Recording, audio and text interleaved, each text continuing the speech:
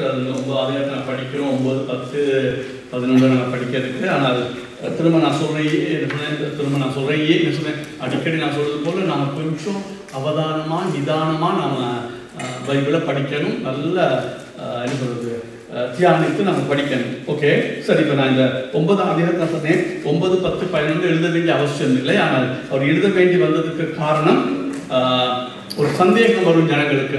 அந்த சந்தேகத்தை தீர்க்க தான் அவர் அந்த காரியத்தை அவர் எழுதுகிறார். என்னன்னு சொன்னால், நான் சொன்னேன் 8ஆவது அதிகாரத்தில் நம்ம தெளிவாக நமக்கு சொல்லப்படுது.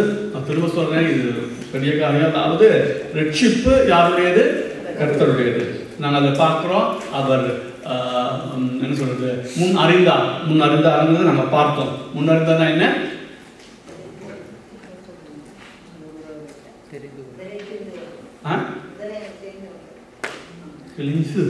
ஒவ்வொரு முறையும் பிரச்சனை தான் செய்யுது. முன் அறிந்தார் நான் என்ன சொன்னேன், ஒரு நோக்கத்தோட எங்களே அன்பு வைத்தார். முன் அறிதல் வேற, முன் குறித்தல் வேற. முன் அறிந்தபடினால்தான் முன் குறித்தார். ஆகவே முன் அறிதல் என்பது சிம்பிளா நினைச்சு கொண்டா 31 எடுக்காதீங்க. எரேமியா அதாவது அநாதி சிநேகத்தை உண்மைனா அந்த சிநேகம் தான் முன் அறிதல். அறிதல்ங்கிற வார்த்தை எங்க நீங்க பழைய பாட்டு புதிய பாட்டு பழைய பாட்டை பார்க்கும் போது இன்டிமேட் ஃபெலோஷிப் தான் அதை குறிக்குது. ரொம்ப நெருக்கமான ஒரு ஐக்கியத்தை குறிக்குது. புதிய பாட்டு நீங்க எங்க பார்த்தாலும் அவர் முன் அறிந்தாருங்கிற வார்த்தை ஒரு நான் சொன்ன 8 இடத்துல 7 இடத்துல மட்டும்தான் அந்த வார்த்தை வருது. அது என்னன்னு சொன்னால், அவர் நாங்கள் யார் என்னன்னு செய்வோங்கிறத நோக்கி அல்ல, அவர் எங்கள் மேலே ஒரு இயற்கைக்கு அப்பாற்பட்ட ஒரு அன்பை வைத்தார். ஏன் வைத்தார் தெரியாது. குமாரனும் இல்லை, பிள்ளையும் இல்லை, தகப்பனும் இல்லை, யாருக்கும் சொல்ல. நம்பினா நம்பாட்டி உங்களோட பிரச்சனை, எனக்கு பிரச்சனை இல்லை. அதான் வேறு சொல்லுது. அவர் ஒரு இப்போ அதைத்தான் இங்கே வலியுறுத்தவர் தான் சொன்னேன். எனக்கு சில படிக்க அதிக சொல்லிட்டு படிக்க விருப்பமும் இல்லை. ஏன்னா இப்போ நான் ஒன்று படிப்புகள் எப்படின்னா, மற்ற பாச குறை சொல்லலை, ஃபஸ்ட் மாதிரி என்ன பொறாமப்படாதவங்க சொல்லிட்டு அதை ஒரு பைபிள் சரி அப்படி எடுக்கிறது விருப்பம் இல்லை. சத்தியத்தை அறியாமல் பொறாமல் விடுதலை அடைய மாட்டேன், எதிர்த்து விடுதலை அடைய மாட்டேன். முதலாவது நல்லா புரிஞ்சுக்கொள்ளுங்க, இந்த உலகத்தை சிருஷ்டித்த தேவன் மனுஷன் விழுந்து போன பிறகு ஒரு சிலரை அவர் தனக்கென்று செஞ்சு கொண்டார், தெரிந்து கொண்டார். அப்போ அதை அன்பு வைத்தார். முதலாவது அன்பு தான். ஏன் அன்பு வைத்தார்னா நமக்கு தெரியாது. இப்போ இது பார்ப்போம். 9ஆவது படிக்கும் போது நீங்கள் நல்லா விளங்கிக் கொள்வீங்க அந்த காரியத்தை. அப்போ அவர் முன் அறிந்தார். ஓகே, அப்படிப்பட்டவர்கள் என்ன செஞ்சார்? முன் குறித்தவர்கள் என்ன செஞ்சார்? அழைத்தவர்கள் என்ன செஞ்சார்? நீதிமான் ஆக்கினார். நீதிமான் ஆக்கிறவர்கள் என்ன செஞ்சார்? சொல்லுங்க, மையப்படுத்தி இருக்கிறார். அப்ப இதுல திருப்பி உங்களுக்கு விளங்குதா விளங்கலையா தெரியல. இதாவது நீங்க ரட்சிப்பு விளக்க போறதோ இல்லையா எனக்கு தெரியல. ஆனால் ரட்சிப்பு எங்களுடைய கையில இல்ல. விழுந்து போன மனு குலத்துக்கு ரட்சிப்பு அவங்களோட கையில இல்ல. அவங்களால அந்த ரட்சிப்பை என்ன செய்ய முடியாது, பெற்றுக்கொள்ள முடியாது. அதாவது அடி ஆழத்தை போயாச்சு, இப்ப அவங்களால ரட்சிக்கப்பட முடியாது. தேவன் கிருபை, அதாவது கிருபைங்க நல்லா கவனிங்க. நீதி கிருபை நீங்க எல்லாம் புரிஞ்சுக்கணும். இப்ப நீதி தேவன் எல்லாத்துக்கும் செலுத்துறாங்க, கிருபை எல்லாத்துக்கும் கொடுக்கல. கிருபைன்னு சொன்னாலே தகுதி இல்லாதவனுக்கு கொடுக்கிற ஒரு ஈவு. அது நான் இருக்கிறேன் நீதிங்கிற எங்க எல்லாருக்கும் நீதி அங்க செலுத்துவார். நாங்க பாவம் செய்திருக்கிறோம், நாங்க நீதி செலுத்தினா நாங்க எங்க போவோம்? தேவன் நீதி செலுத்துறாரு. நான் பாவம் செஞ்சிருக்கோம் தெரியுது. இப்ப தேவன் நீதி கொடுத்தா எங்க போவோம்? நரகத்துக்கு தான் போவோம் இல்லையா? இது ஏதாவது விதிவிலக்கு இருக்குதா? யாராவது விலக முடியுமா? இல்லை. வேறு தெளிவாக சொன்னேன். ஏன்னா வாயத்திறந்தா நஞ்சு இருக்குது, வாயத்திறந்தா பிரேதக்குடிமா இருக்கும். அதாவது நாங்கள் நினைக்கிறதுக்கு மேலாக நாங்கள் பாவத்துக்கு அடிமை ஆகிட்டோம். நம்ம வெளிவர முடியாது. தேவன் நீதி செய்த எல்லாருமே எங்கே தான் போகணும்? நரகத்துக்கு. ஆனால் தேவன் ஒரு சிலரை கிருபையாய் என்ன செய்யறார்? அவர் ரட்சிக்கிறார். ஆனால் மற்றவங்க என்ன செய்யல? ரட்சிக்கல. ஏன் தெரியாது. அப்ப ஒரு சிலர் தான் அவர் ரட்சிக்கிறார். ஒரு சிலர் ஏன் கணக்கு ரட்சிக்க தெரியாது. பருவம் போனதான் நமக்கு தெரியும், அது மட்டும் தெரியாது. இப்ப ஆனால் அதாவது திரும்ப சொல்ற அவர் நல்லா கவனிங்க. நீங்க விளக்கு இல்லை தெரியல. அவர் முன் அறிந்தார் அப்படின்னா அவர் அன்பு செலுத்தினார். ஒரு சில அன்பு செலுத்தினார். சரி, அப்படி அவர் அன்பு செலுத்தினபடினாலே அவர் அழைச்ச ஜனங்களுக்கு ரட்சிப்பை என்ன செய்ய முடியாது? ரட்சிப்பை இழக்க முடியாது. அவர் தான் உங்க கையில ஒன்று அதாவது சோவரன்டி அண்ட் ரெஸ்பான்சிபிலிட்டி. இந்த ரெஸ்பான்சிபிலிட்டி இருக்குது, சோவரன்டி தான் முக்கியம். அப்ப தேவன் யார் முன் கொடுத்தாரோ அவங்க என்ன செய்ய பண்ண மாட்டாங்க, ரட்சிப்பை இழக்க முடியாது. இப்ப அதான் சொல்றாரு, 8:26 நீங்க முழுக்க வாசிச்சால் என்ன செய்தும் ஒரு ரட்சிக்கப்பட்டவன ரட்சிப்பிலிருந்து என்ன செய்யப்பட முடியாது, இழக்க முடியாது. அதுக்கு அப்படின்னா அதுக்கு பல கேள்வி வருது. 9ஆம் அதிகாரத்துல கேள்வி வருது யூதர்களுக்கு. அந்த கேள்விக்கு பதில் சொல்லத்தான் என்ன செஞ்சார், இந்த 9ஆம் அதிகாரத்தை அவர் என்ன செய்யறார், எழுதுகிறார். இப்போ அது நல்லா கவனமாக இருக்கு. 5ஆவது அதிகாரத்தை பார்த்து 1 தொடக்கம் 12 மட்டும் அவர் சொல்றாரு ரட்சிப்பு இழக்க முடியாது. 12 தொடக்கம் கடைசி மட்டும் சொல்றாரு கிறிஸ்துவுக்குள் ஒருவன் இருந்தா அவன் என்ன செய்ய முடியாது, இல்ல ஆதாமுக்குள் ஒருவன் இருந்தால் அவன் நன்மை செய்தால் இங்கே தான் போக போறான் நரகத்துக்கு. ஆனா கிறிஸ்துவுக்குள் ஒருவர் இருந்தால் பாவம் செய்தால் இங்கே தான் போக போறான், பரலோகத்தான் பாவம் செஞ்சு கொண்டே இருப்பாங்க. 6ஆவது அதிகாரத்தை நம்ம படிக்கணும். ஒரே வசனத்தை 6ஆவது அதிகாரம் தெளிவாக நாங்கள் கிறிஸ்துவுக்குள்ள வந்துட்டாலே நாம பாவத்துக்குள்ள இருந்து என்ன செய்யறோம், நாங்கள் பாவத்து வல்லமைக்கு மறிக்கிறோம். ஆக நம்ம தொடர்ந்து பாவம் செய்ய மாட்டோம், ஆனா நாங்கள் பாவம் செய்வோம். அது மாற்றி சொல்லும்போது சொல்றாரு சைமல்டேனியஸ்லி, ஒரே நேரத்தில் நாங்கள் பாவியா இருக்கிறோம், ஒரே நேரத்தில் நாங்கள் யாரும் பரிசுத்தவானாயும் இருக்கிறோம், நீதிமானாயும் இருக்கிறோம். இது 2 புரிஞ்சு கொள்றதுக்கு. அப்ப ஆனா நீதிமானா இருக்கிறோம், தன்னுடைய ரட்சிப்பை என்ன செய்ய போறது, இழக்க போறது இல்லை. அப்ப இந்த ரட்சிப்பு நிச்சயம் மிக மிக மிக அவசியம். ஆனா இது இன்னைக்கு ஒரு சபையில் சொல்றது இல்லை, எல்லா சபையும் சொன்னாங்க ரட்சிப்பு நிச்சயம் இல்லைன்னு சொல்றாங்க. என்னை தவிர மீதி இந்த தமிழ் சபை எல்லாம் எடுத்தா நிச்சயம் இல்லைன்னு தான் பேசுறாங்க. நான் பாக்குறேன் எல்லாம் அது யூடியூப்ல இருக்கட்டும், ஒரே ஒரு 1-2 விதிவிலக்கு இருக்கலாம். மற்றபடி எல்லாம் எவ்வளவு பெரிய பரிசுத்தவாங்க ரட்சிப்பழக்கம் சொல்றான். எப்படி பைபிள் படிக்கிறான் எனக்கு தெரியும், அவன் தான் போய் நீ எப்படி ரட்சி இந்த ரோமர் 8ஆம் அதிகாரம் அதை எப்படி படிக்கிறீங்க, அவன் தான் போய் கேட்க. அவர் ரட்சிக்கப்பட்டவன் ரட்சிப்ப இழக்க முடியாது. சரி, இப்ப அப்ப அப்படி இருக்கிறபடினால தான் இந்த 9ஆம் அதிகாரத்தில் வரும் பொழுது ஒரு கேள்வி வருது. இப்ப எப்படி கேள்வி வருதுன்னு பாருங்க. 9ஆம் அதிகாரத்துல சரி நான் சொன்ன இப்ப 6ஆவது வசனம் மிக மிக முக்கியமான வசனம். இந்த வசனத்தை பாருங்க, 6ஆவது வசனத்தை பாருங்க. தேவ வசனம் அவமாய் போயிற்று என்று சொல்லக்கூடாது, ஏனென்றால் இஸ்ரவேல் வம்சத்தார் எல்லாரும் இஸ்ரவேலர் அல்லவே. இதுதான் மிக முக்கியமான ஒரு பாயிண்ட். இப்ப கவனிங்க, இந்த வாக்கு தத்தங்கள் எல்லாம் யாருக்கு கொடுக்கப்பட்டது, இஸ்ரவேலுக்கு. உடன்படிக்கை இஸ்ரவேலுக்கு, எல்லாமே இஸ்ரவேலுக்கு தான். சரி, இப்ப பாருங்க, இப்ப நம்ம ரோமர்ல பார்த்தோம் 26 நீங்க முழுப்பட்டு படிச்சால், அல்லது ரோமர் 5ஆவது 1 தொடக்கம் 12 படிச்சுட்டு 11 படிச்சு 12 படிச்சா ரட்சிப்பு இழக்கிறது வாய்ப்பு இல்லை. ஸ்கூல்ல நீ வந்துட்டா ரட்சிப்பு இழக்கிறது வாய்ப்பு. தேவன் சொல்றது என் கையில இருந்து யாரும் அதை பறிக்க. ஒருத்தர் சொன்னா பறிக்க நான் துள்ளி வீச்சேன், சும்மா நூற்றுக்கு மார்க் கேட்க, நீ தேவனோட பெரிய துள்ளி குச்சி வைக்கிறதுக்கு வர்றதுக்கு. அப்ப என்னோட பிதா என்னிலும் பெரியது. அவர் உள்ள கையில வரைஞ்சி வச்சிருக்காரு, யாரையும் அவர் இழக்க மாட்டாரு. இயேசுவே சொல்றாரு அது இழக்க முடியாது. சரி, இப்ப சரி. இப்ப என்ன கேள்வினா, யூதர் சொல்றாங்க, இப்ப இந்த ரட்சிப்பு நிச்சயத்தை பேசும்போது யூதர் சொல்றாங்க, சரி இப்ப நீங்க சொல்றீங்க ரட்சிக்கப்பட்ட ரட்சிப்பை இழக்க முடியாது, ஏன்னா தேவன் முன்னறிந்தால் அவரை தேவகுமார் சாயப்பாய் முன் குறித்திருக்கிறார். அப்படிப்பட்டவங்களே அவரை அழைத்தது நாங்கள் தெளிவாக பார்த்தோம். அழைச்சது மாத்திரமல்ல, அழைச்சதுன்னு சொன்னால் அவர் எங்களை அழைச்சிருக்கிறார், அவர் நீதிமானாக்கி இருக்கிறார், அவர் மகிமை படுத்துவார் சொல்ல மகிமை படுத்தி இருக்கிறார். ஆகவே அதுல எந்த ஒரு சந்தேகமும் எங்களுக்கு வர வேண்டிய அவசியம் இல்லை. அது பட்டயமா இருக்கட்டும், மரணமா இருக்கட்டும், தேவதூதலா இருக்கட்டும், யாரா இருக்கட்டும், இயேசு கிறிஸ்துவே வைத்த அன்பை நான் விட்டு என்ன செய்ய முடியாது, பிடிக்க முடியாது. ஆகவே ரட்சிப்பை இழக்க முடியாதுன்னு சொல்றாங்க. ஆனா இப்ப கேள்வி வருது இல்லையா, இப்ப சரி, இப்ப யூதர் கேட்கிறாங்க, சரி இப்படி சரி ஓகே, இது பவுல் யூதர் கேட்கிறாங்கல்ல, யூதருக்கு இப்படி ஒரு கேள்வி எழும்புன்னு நினைச்சிட்டு பவுல் அதுக்கு பதிலே சொல்லிடுறாரு. ஏன்னா திருப்பி அந்த கேள்வி கேட்கப்படாது. என்ன பதில் சொல்றாரு சொன்னா, இப்ப இவங்க சொல்றாங்க, நீங்க இப்ப சொல்றீங்க ஒருத்தர் ரட்சிக்கப்பட்டா அந்த ரட்சிப்பு பேச முடியாது, இழக்க முடியாது சொல்றீங்க. ஏன்னா ஏன் அப்படிப்பட்டு தேவன் அதை சொன்னால் அவர் செய்வார். அப்ப இப்போ ஒரு கேள்வி வருது, யூதர்களுக்கு தேவன் என்ன சொன்னார், இந்த இஸ்ரவேல் ஜனங்களுக்கு வாக்கு தத்துவம் உங்களுடையது, நியாயப்பிரமாணம் எல்லாமே உங்களுடையது. ஆனா இன்றைக்கு பார்த்தா அந்த யூதர்கள் என்ன செய்யப்படவில்லை. அப்ப தேவன் கொடுத்த வாக்கு தத்துவம் என்ன ஆச்சு? அப்ப தேவன் யூதர்களுக்கு வாக்கு தத்துவம் கொடுத்து அதை நிறைவேற்றாவிட்டால் இன்றைக்கு உனக்கு கொடுக்கிற வாக்கு தத்துவத்தை எப்படி நாங்க நம்ப முடியும்? கேள்வி விளக்கதான் இல்லையா? இப்ப யூதர் அவர் அழைச்சார் இல்லையா, இப்போ பாருங்க வசனத்தை நான் கொஞ்சம் விரிச்சு காண்பிக்கிறேன். ரெண்டு இப்போ இதுலேயே பார்ப்போம். இதுலேயே அந்த இதை வாசிச்சுங்க. நீங்கள் இருக்கா 4 வாசிங்க, 4, 5 வாசிங்க.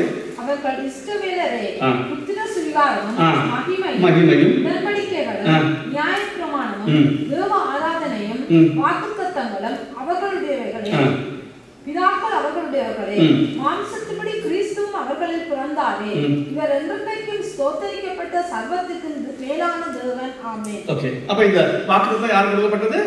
இஸ்ரவேலுக்கு. ஆனா இன்னைக்கு இஸ்ரவேல் அநேகர் அப்படின்னா அந்த பாருங்க, இது 6ல 1 வருஷம் மட்டும் வாசிங்க. 1 வருஷம் மட்டும் 6ல 1 வருஷம் மட்டும் 6வது 9ல 6. தேவ வசனம் அவமாய் போயிற்று சொல்லக்கூடாது. சரி சொல்லுங்க, இது என்ன விளக்கம்?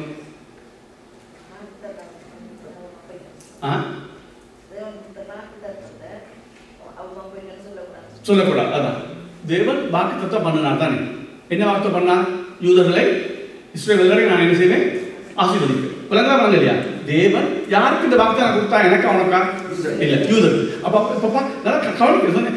எந்த பைபிள் ஸ்டடிக்கு வந்து கவனிக்காமல் கேட்டால் ஒரு பிரிவில் நீ வரவே அவசியம் இல்லை, தேவை. அவர் தான் சொல்லணும், தெளிவாக சொல்லுவேன். தேவ வசனம் அவமாய் போயிட்டுன்னு சொல்லக்கூடாது. பிறகு அதான் ரயில் மாறினான். அப்ப சொல்றாரு யூதர்களுக்கு வாக்குத்தத்தம் பண்ணினார். ஏன்னா யூதர்கள் நீ கவனிக்கணும், யூதர்கள் இயற்கையாகவே என்ன நினைச்சாங்கன்னா, நாங்க பாவம் செஞ்சாலும் சரி, பாவம் செய்யாலும் சரி, என்ன செஞ்சாலும் சரி, நாங்க ரட்சிக்கப்படுவோம். என்ன விருத்த செய்யறதுன்னா செய்திருக்கிறோம், எங்களுக்கு ஒரு உடன்படிக்கை இருக்குது, தேவன் எங்க நிச்சயமா ரட்சிப்பார் அப்படின்னு அவங்க யோசிச்சாங்க. சரி, அது இப்ப நான் வரேன். அப்ப இதுதான் இந்த ஒரு கேள்விக்கு தான் பெரிய பிரச்சனை. அப்ப இப்படி கேட்கறது. இப்ப நான் சொன்னது போல வாக்குத்தத்தம், நியாயப்பிரமாணம், தேவ ஆராதனை எல்லாம் யாருடையது? இஸ்ரவேலுடையது. அப்ப அவங்க என்ன செய்யப்படணும்? ரட்சிக்கப்படணும். ஆனா அவங்க கணக்கு அப்ப தேவன் தானே வாக்குத்தத்தம் பண்ணினாரு யூதர்களுக்கு. அப்பயே அவங்க ரட்சிக்கப்படல. அப்படியா இருந்தால் இப்ப நான் சொல்றேன், 8வது அதிகாரத்துல ரட்சிப்பு நிச்சயத்தை குறிச்சு இது எப்படி நம்புறது? தேவன் அவங்களுக்கு கொடுத்த வாக்குத்தத்தத்தை அவர் சீராய் பயன்படுத்தல, அதை சரியா செய்யலைன்னா இப்ப எப்படி நாங்க ரட்சிக்கப்பட்டதா நிச்சயத்தை நாங்க இருக்க முடியும்? அதுதான் கேள்வி. அதுதான் பாய் சொல்றாரு. இந்த 9, 10, 11 யூதர்களுக்கு எழுதப்பட்டது. இந்த கேள்விக்கு அதுல யூதருடைய காரியங்கள் வருது. அது எல்லாமே யூதர்களுக்காக எழுதப்படல, இந்த நோக்கத்தோட எழுதப்பட்டது. ஆனா அது யூதருக்கு அந்த ரட்சிப்பை குறிச்சு அது வருது. இன்னைக்கு அவர் தண்ணிக்கும் அதுவும் மேங்கிறது தான் நான் காட்டுறேன். சரி, காணுங்க. இப்ப ரெண்டு இல்ல எபேசியர் எடுங்க. கொஞ்சம் கஷ்டம் எனக்கு தெரியும். நான் சொன்னேன், நீ கொஞ்சம் சிந்திச்சு என்னோட வராட்டி நீங்க பைபிள் ஸ்டடிக்கு வராம இருக்கிறதே பரவாயில்ல சொல்லுங்க. ஓகே, இப்ப 11 வாசிங்க. 2ல பாருங்க, 11 வாசிங்க. ஆனபடியினால் முன்னே மாம்சத்தின்படி புறஜாதியாரா இருந்து மாம்சத்தின் கையினாலே செய்யப்படுகிற விருத்த சேதனம் உடையவர்களால் விருத்த சேதனம் இல்லாதவர்கள் எனப்பட்ட நீங்கள், புறஜாதி மக்கள் நாங்கள், அக்காலத்திலே கிறிஸ்துவை சேராதவர்களும் கிறிஸ்துவினுடைய காட்சிக்கு புறம்பானவர்களும் வாக்குத்தத்தத்தின் உடன்படிக்கைகளுக்கு அந்நியரும் நம்பிக்கை இல்லாதவர்களும் இவ்வுலகத்தில் தேவன் அற்றவர்களுமாய் இருந்தீர்கள் என்று நினைத்துக் கொள்ளுங்கள். அப்ப இதெல்லாம் யாருக்கு சொல்லப்பட்டு? புறஜாதிக்கு ஒண்ணும் இல்லை. அப்ப யாருக்கு இதெல்லாம் இருந்தது? ஆனா அப்ப இப்ப ரட்சிக்கப்படல. அதான் கேள்வி. அப்ப வாக்குத்தத்தம் அவங்களுடையது, புறஜாதிக்கு ஒண்ணும் இல்லை, விருத்தம் இல்லை, ஒண்ணுமே இல்லை. நாங்க வேதத்தை இது சொல்றது தேவனே அற்றவர்களா இருந்தோம். ஆனா அவங்க யாரும் உடையவரா இருந்தாங்க. ஆனா இப்ப என்ன ஆச்சு? அப்ப அவருக்கு கொடுத்த இஸ்ரவேலுக்கு கொடுத்த வாக்குத்தத்தம் என்ன ஆச்சுங்கிறதா கேள்வி. சரி, கவனிங்க. இந்த ஒரு காரியத்தை விளங்கி கொண்டா இந்த ரட்சிப்பு நிச்சயத்தை நம்ம புரிஞ்சுக்கணும். இந்த ஒரு காரியத்தை நம்ம புரிஞ்சுக்கொள்ளலாம். சரி, இப்ப அந்த 8வது அதிகாரத்தை எடுத்துக்கொள்ளுங்க. யோவான்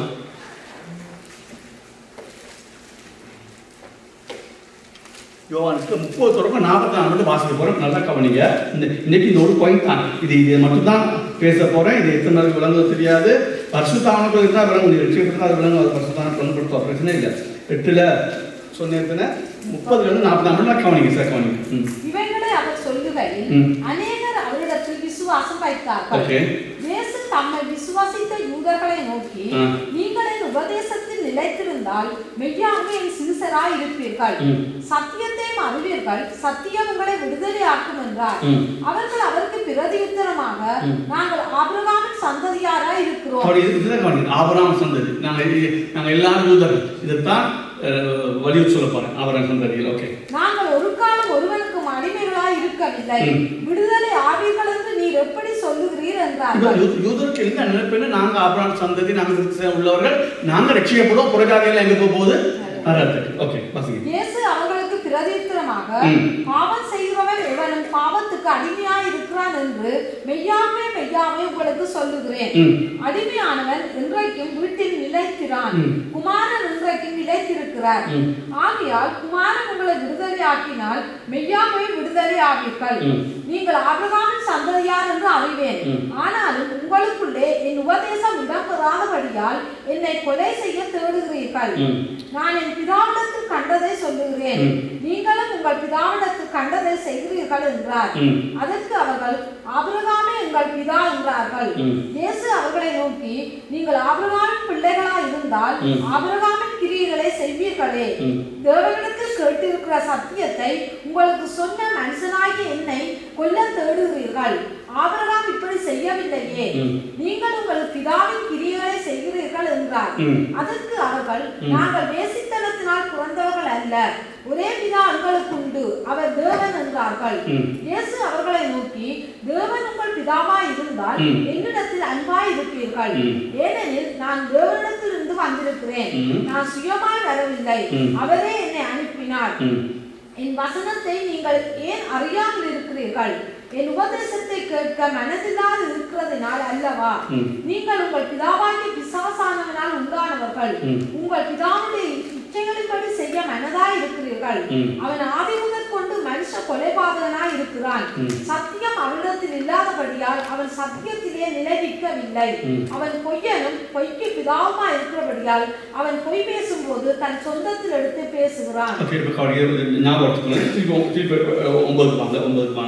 6, 7, 8 வாசிப்போம்.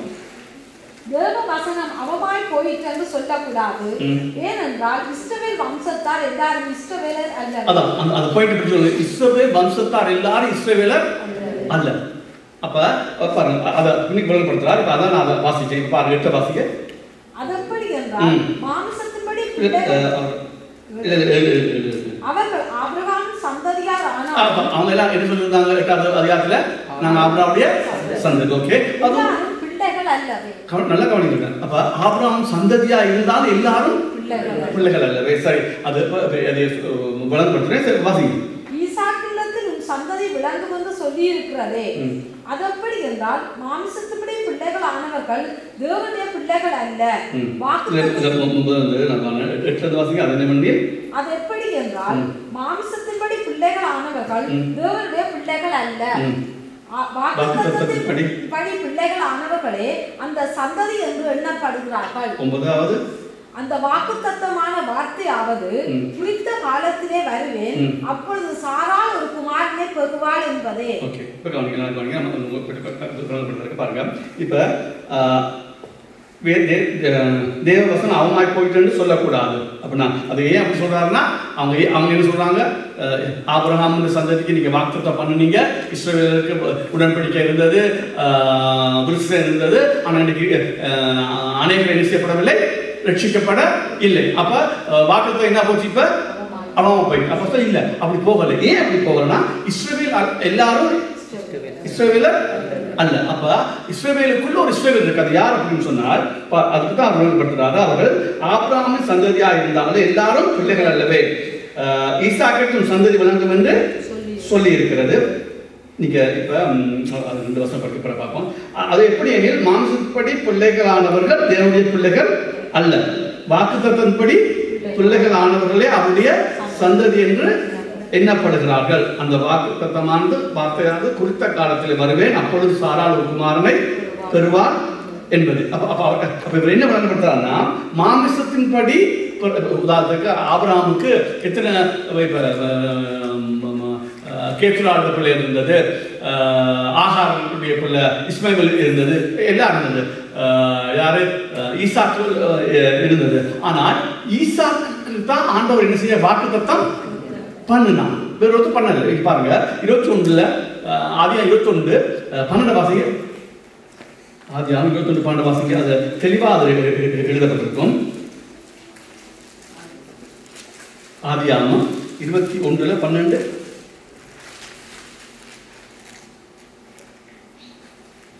அப்பொழுது தேவன் ஆபிரகாமை நோக்கி, அந்த பிள்ளையும் உன் அடிமை பெண்ணை குறித்து சொல்லப்பட்டது உனக்கு துக்கமாயிருக்க வேண்டாம். ஈசாக்கினிடத்தில் உன் சந்ததி விளங்கும். ஆதலால் சாராள் உனக்கு சொல்வதெல்லாவற்றையும் கேள். யாருக்கு சந்ததி விளங்கும்? ஈசாக்கு. அப்ப அவர் வாக்குத்தத்தம் பண்ணினார். இப்ப என்ன கவனிங்க. இப்ப சாராள்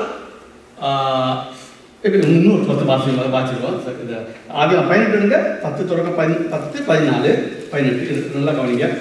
ஆதியாகமம் 18 10 14.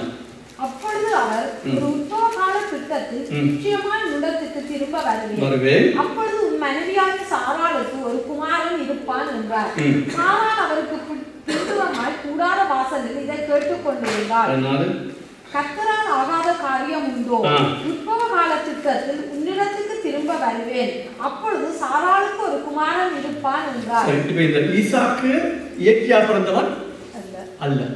தேவன் இன்டர்வியூ பண்ணாவிட்டார். தேவன் சாராளுக்கு அந்த மலட்டு கற்பத்தை அவர் தொடாவிட்டால் என்ன நடந்திருக்காது? பிள்ளை பிறக்க வசதியே அவனுக்கு இல்லைன்னு தெரியாது சொல்றது. இப்ப என்ன கவனிங்க. அப்ப பாருங்க, அப்ப இது புதிய ஏற்பாடு இப்படி 2 ஒப்பிட்டு சொல்றேன். இப்ப நாங்க எல்லாரும் இப்ப சபைக்குள்ள இப்ப சொல்ல இஸ்ரவேல் எல்லாரும் என்ன இல்ல இஸ்ரவேலர் அல்ல. வாக்குத்தத்தம் பண்ணப்பட்ட மட்டும் தான் இஸ்ரவேல். அந்த வாக்குத்தத்தம் எப்படி வந்தது? இயற்கைக்கு அப்பாற்பட்ட போல தேவன் என்ன செஞ்சார்? சாராள் கற்பத்தை தொட்டார். அப்ப தேவன் இயற்கைக்கு அப்பாற்பட்ட முறையில் சாராள் கற்பத்தை தொடாவிட்டால் என்ன செய்ய முடியாது? பிள்ளை உண்டாயிருக்க முடியாது. அப்ப வாக்குத்தத்தம் பண்ணி தேவன் அதை கொண்டு வந்தார். புதிய இப்ப சபைக்குள்ள சொன்னா நான் எப்படி சொல்லுவேன்? சபைக்கு இருக்க மக்கள் எல்லாரும் ரட்சிக்கப்பட்டவர்கள் அல்ல. எப்படி ரட்சிக்கப்பட்டவங்கன்னா அவன் இயற்கைக்கு அப்பாற்பட்ட முறையில மறுபடி பிறக்க இருக்கு. அப்ப மறுபடி பிறக்க நாங்க பார்க்கிறோம். யோவான் 3 காத்து இஷ்டமானபடி என்ன செய்யும்? வீசும். அப்ப காத்து நாங்க கண்ட்ரோல் பண்ண இல்லாது. காத்து இஷ்டமானபடி தான் வீசும். யார் மேல வீசும் நமக்கு தெரியாது. அது மாதிரி மறுபடி பிறக்கிறவன் தேவன் முன்குறித்த ஜனங்களை தேவன் என்ன செய்யற? மறுபடி பிறக்க வைக்கிறார். அப்ப அப்ப இவங்க என்ன சொல்ல வர்றாருன்னா, யாரு 9ஆம் அதிகாரத்துல நீங்க சொல்றீங்க வாக்குத்தத்தம் அவமா போயிட்டு. ஆனா வாக்குத்தத்தம் அவமா போகல. ஏன் போகல? அதான் ஆபிரகாம் சந்ததி எல்லாரும் ஆபிரகாம் பிள்ளைகள் அல்ல. யார் அந்த பிள்ளை? ஈசாக்கிடத்துல வாக்குத்தத்தம் பண்ணி பிறந்த பிள்ளை. அதுதான் வாக்குத்தத்தம் பிறந்த பிள்ளை. அப்ப நாங்க மற்ற இடங்கள் நீங்க பார்த்தால் விசுவாசத்தின் மூலமாய் இந்த நீங்க வாசிச்சாங்க சொல்றத விட 3ஆம் அதிகாரத்தை எடுத்துக்கொள்வோம். எங்க காலத்தியர் 3ஆம் அதிகாரத்துல 6 தொடக்கம் 12 மட்டும் வாசிங்க. யாரு உண்மையான பிள்ளைகள் அந்த மாம்சத்து பிள்ளைகள யார் அப்ப உண்மையான பிள்ளைகள் அப்படின்னு பார்க்க போறோம். அப்படியே ஆபிரகாம் தேவனை விசுவாசித்தான், அது அவனுக்கு நீதியாக எண்ணப்பட்டது. ஆகையால் விசுவாச மார்க்கத்தார்கள் எவர்களோ அவர்களை ஆபிரகாமின் பிள்ளைகள் என்று அறிவீர்களாக. அப்ப யார் ஆபிரகாம் பிள்ளைகள்? விசுவாச மார்க்கத்தார். நல்லா கவனிங்க. அப்ப அவருடைய சந்ததியில் வந்தது எல்லாரும் அவருடைய பிள்ளைகள் அல்ல. அப்ப இப்ப வாக்குத்தத்தம் அம்மா போய் சொல்லலாமா? சொல்லக்கூடாது.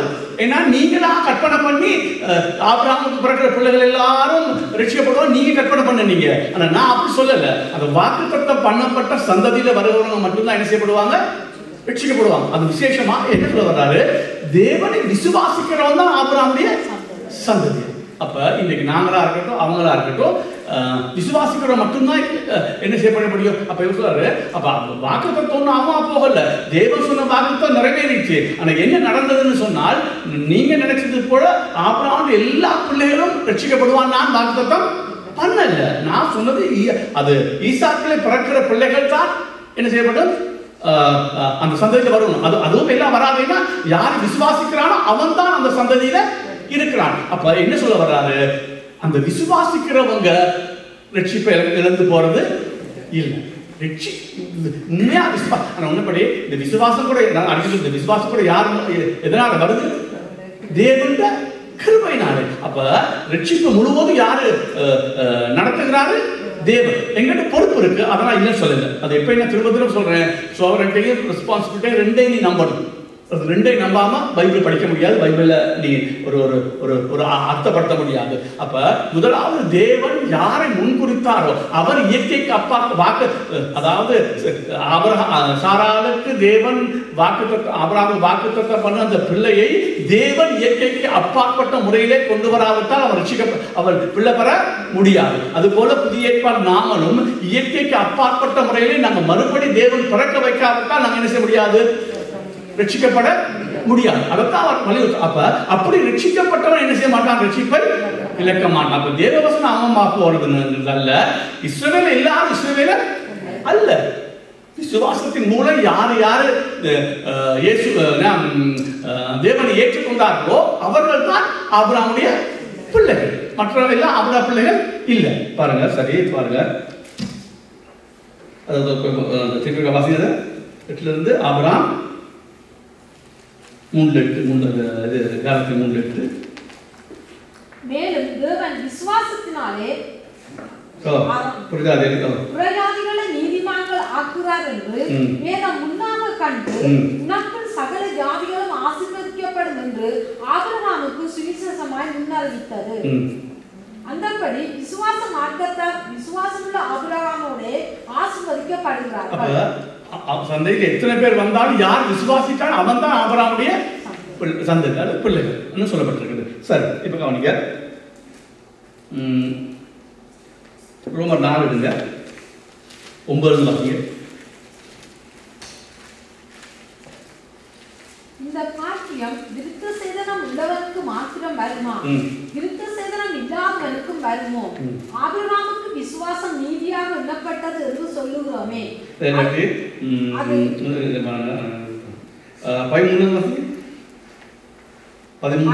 அன்றியும் உலகத்தை சுதந்தரிப்பான் என்கிற வாக்குத்தத்தம், உலகத்தை சுதந்தரிப்பான்னா ரட்சிக்கப்படுவான், உலகத்தை சுதந்தரிப்பான் ரட்சிக்கப்படுவான் அந்த வாக்குத்தத்தம் ஆபிரகாமுக்காவது அவன் சந்ததிக்காவது நியாய பிரமாணத்தினால் கிடையாமல் விசுவாசத்தினால் வருகிற நீதியினால் கிடைத்தது. நியாய பிரமாணத்தை சார்ந்தவர்கள் சுதந்திரவாளிகள் ஆனால் விசுவாசம் வீணாய் போம், வாக்குத்தத்தமும் அவமாகும். மேலும் நியாய பிரமாணம் கோபாக்கினை உண்டாக்குவது, நியாய பிரமாணம் இல்லாவிட்டால் மீறுதலும் இல்லை. ஆதலால் சுதந்திரமானது கிருபையினால் இருக்கும்படி அது விசுவாசத்தினாலே வருகிறது. நியாய பிரமாணம் அது எதனால வருகிறது? விசுவாசத்தினாலே. அப்ப திருப்பி எடுத்து 9 எடுங்க. இப்ப இதை நீங்க பழைய ஏற்பாடு கூட பார்க்கலாம். பாருங்க, பழைய ஏற்பாடுல இஸ்ரவேல் எல்லாரையும் சொல்லி இருந்தாலும் தேவன் யார் ரட்சிக்கப்படுவார்னு சொல்றார்? ஒரு மீதியான ஜனங்கள். அவங்க யாரு? தேவன் முன்குறித்த ஜனங்கள், அல்லது எங்கட பக்கத்துல இருந்து பார்த்தா நாங்க விசுவாசிக்கிறோம், ஆனா தேவன் பக்கத்துல இருந்து பார்த்தா அவர் முன்குறித்தவன் தான் என்ன செய்யறான், ரட்சிக்கப்படுறான். உதாரணத்துக்கு இப்ப அப்போஸ்தலர் 13:8 வாசிப்பா, அந்த பிறகு பழைய ஏற்பாடு பார்ப்போம். 48 13:48 வாசிங்க. அப்போஸ்தலர் 13:48. புறஜாதியார் அதை கேட்டு சந்தோஷப்பட்டு கர்த்தருடைய வசனத்தை மகிமைப்படுத்தினார்கள். நித்திய ஜீவனுக்கு நியமிக்கப்பட்டவர்கள் இவர்களோ அவர்கள் விசுவாசித்தார்கள். எங்கட பார்த்து விசுவாசம் இருக்கு, ஆனால் யார் விசுவாசிக்க முடியும்? நித்திய ஜீவனுக்கு நியமிக்கப்பட்ட, உலகத்தோடு முன்பாக முன்குறித்த மட்டும்தான் என்ன செய்ய முடியும்? விசுவாசிக்க முடியும். ஓகே, இப்ப கவனிங்க, பழைய ஏற்பாட்டுல ஒரு வசனம் இருப்போம். ஏசாயா 1:9 எடுங்க. 1:9.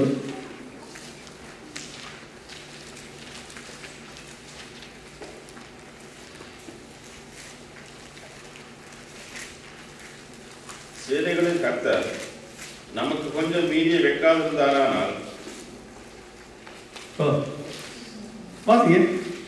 சேனைகளின் கர்த்தர் நமக்கு கொஞ்சம் மீதியை வைக்காதிருந்தாரானால் நாம் சோதோமை போலாகி குமோராவுக்கு ஒத்திருப்போம். அப்ப யார் மீதி வச்சா? தேவன். அப்ப வச்சாட்டி எல்லாரும் என்ன ஆகியிருப்போம்? சோதம் குமாரா போல ஒன்றும் இல்லாமல் ஆக்கியிருப்போம். அப்ப மீதியா இருக்கு. இந்த ரெமனன்ட் சொற்கள் வரும். இங்கிலீஷ்ல பார்த்தா ரெமனன்ட்ங்கிற வசனம் வரும். தமிழ்ல மீதியான ஜனங்கள். கர்த்தர் தனக்குன்னு ஒரு மீதியான ஜனங்களை வைத்திருக்கிறார். பாருங்க, இப்ப உதாரணத்துக்கு ஆமோஸ் எடுங்க. 9:11 வாசிங்க. ஆமோஸ் சொல்லுங்க.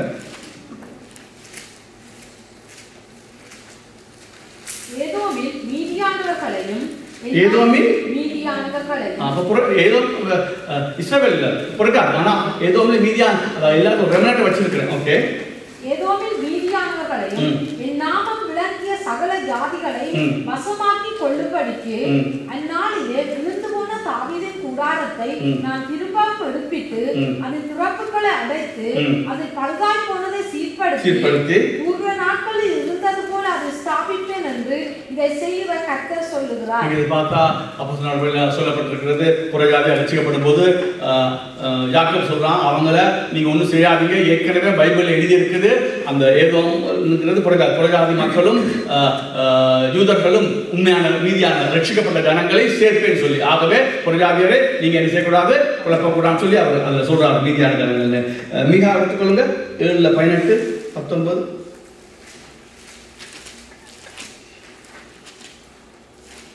என்ன சொல்ல வர்றேன், அதாவது தேவன் ஆபிரகாம் சந்ததி அல்ல, தேவன் ஒரு ஜனத்தை என்ன செஞ்சு வச்சிருந்தாரு, தனக்குன்னு தெரிஞ்சு வச்சார். அந்த மீதியான ஜனங்கள் அவங்களைத்தான். அப்ப வாக்குத்தத்தை அவமா போகல, அவர் யாரையா நல்லா கவனிக்கல. இப்ப நான் இது நல்லா கவனிக்க. இப்ப இது ஏன் சொல்ல வரேன்னா, இப்ப பிரச்சனை என்னன்னா, யூதர் சொல்றாங்க இவரை நம்பாதீங்க, பவுலை நம்பாதீங்க. இவன் சொல்றான் ஒருவரும் ரட்சிக்கப்பட்ட ஒருவர் என்ன செய்ய ரட்சிப்பை இழக்க மாட்டான். ஆனால் நாங்க பார்க்கிறோம் வாக்குத்தத்தம் யாருக்கு கொடுக்கப்பட்டது, இஸ்ரவேலுக்கு. உடன்படிக்கை, தேவாராதனை எல்லாம் அவங்களுக்கு தான் கொடுக்கப்பட்டது. விருத்த சேதனம் அவங்களுக்கு கொடுக்கப்பட்டது. அவங்க இம்மட்ட காலம் என்ன நினைச்சாங்க, தாங்க எல்லாரும் ரட்சிக்கப்பட்டு பரலோகம் போகணும்னு யோசிச்சு கொண்டிருந்தாங்க. ஆனா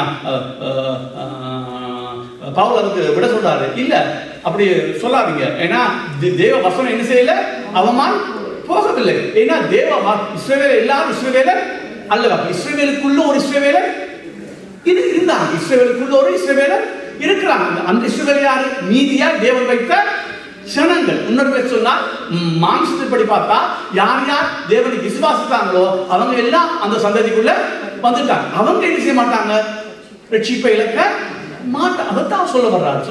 அது மாத்திரமல்ல, பாருங்க 9 முழுவதும் என்ன சொல்ல வருதுன்னா, ரட்சிப்பு உங்களை தங்கியே இல்ல இல்ல. நான் வந்து ரெபேக்கா கற்பவதி ஆன போது நான் அதை காட்டுறேன், சும்மா சொல்லிட்டு போறேன். நமக்கு விளங்குது. ரெபேக்கா கற்பவதி ஆன போது யாரு 2 பிள்ளைகள் இருந்தாங்க, யார் யாரு, யாக்கோபும் ஏசாவும். இவங்க நல்வினை தீவினை செய்ய முன்பே தேவன் யாரை முன்குறிச்சார், யாக்கோபு. அப்ப ரட்சிப்பு யார் கையில இல்ல இல்ல.